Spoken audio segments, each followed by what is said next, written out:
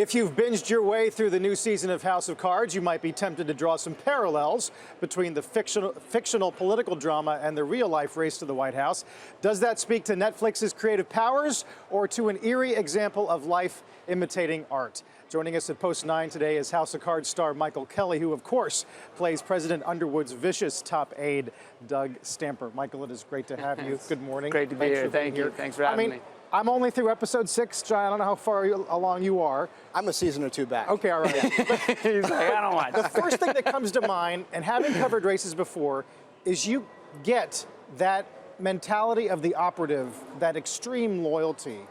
How do you research that? Where'd you get it? I mean, it's a lot of things that went into it. I mean, I had a pretty good political science background. That's what I studied in college. And then I got to know a little bit more as we were working, obviously. And I learned something new every season. I'm always asking Bo, like, wait, what does that mean? You know, yeah. Every now and then. But, you know, it just comes from a combination of all those things, I think, you know. Stamper, of course, had a big narrative arc last season. Yeah. And I'm not going to give anything away. Right. But is this season easier to play as a result? Yeah, I mean, last year I think was the hardest. I've never been so frightened in my life to take a role on because you had a character that I played one way in a very specific way for 2 seasons, and then flipped it on its head for that 3rd season. It was really tough to take on. But the great thing about season 3 is, you know, at the end, that recovery arc, you know, him getting back to where he belongs by Francis's side, and then you get to see at the end of season 3, you see, wow, he's back by his side. You can just imagine in season 4, it's going to get good again.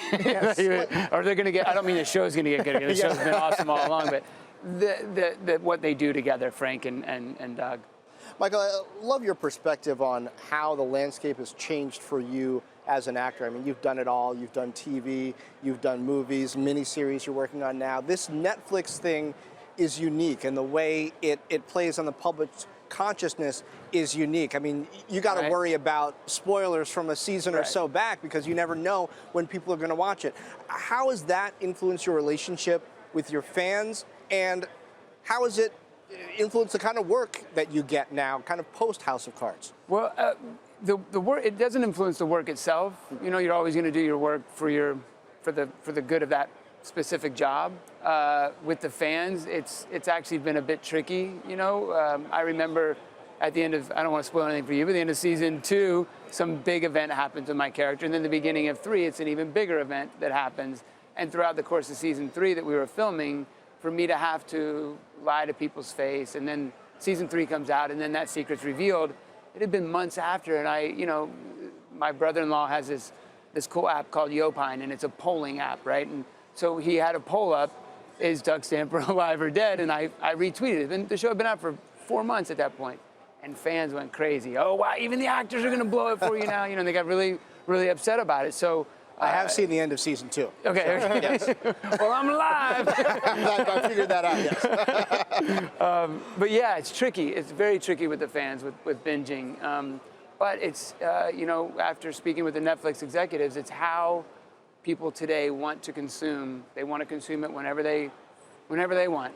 Everything, you know, with kids today, myself included even. I mean, I'm an older adult, not older adult, but I'm an adult now. And, you know, we all carry computers with us in our hand, a little tiny computer, and we want it all right now. You go, you have a question, you got an answer, you know? So I think that's how consuming the product is the same way. As an actor, it seems like you finish a project, and you wonder where the next project's going to come from. Yeah. But in this age where there is so much scripted content, is that less of a worry? You still wonder, man. Right, do you? No, every time I'm done with a job, that you know, and maybe it's just because of how I came up and how long it took me to get to where I am, that panic goes back in. You know, you have a wife and kids, now you have an apartment that, you know, you're like, oh, I got to pay for that, and I got to pay for that, I got to pay for that, and you're just like, I'm not working. And when you don't work for a month or 2, you're like, is it over? You know, you see so many actors, you know, the ebbs and flows, and I feel so blessed. And House of Cards is a big part of that, to have just been working pretty steadily lately. Is this era of technology, you think, good for the craft of acting? There is a lot right now, a lot of work, a lot of ideas that are getting a light shined on them. But who knows how long it's going to be like this? Oh, I think this is it. I think, yes, we've seen a rebirth of television now. You know, going back to early HBO days when we could start not having to worry about the FCC and regulations, and we act more like what happens on the newer shows than we do on network television, right? As a whole, as a country, we act more like that. So people want to see that. And now everybody's getting into the game. It is creating more and more content. But the great thing is that so much of this content is great. Hulu and Amazon and Netflix.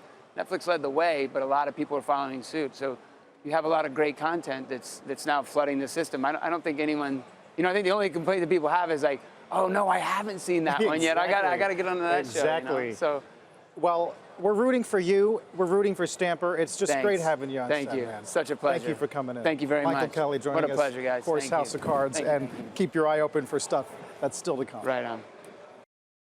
Hey YouTube fans, I'm Landon Downey from CNBC. Thanks so much for checking out our channel. Here you'll find videos packed with all the info that you need to be smarter about your finances. Be sure and subscribe by clicking right here, and click on all the videos around me to see CNBC's original series Young Money, Tech Bet, Kramer's Mad Money, and all the latest from CNBC.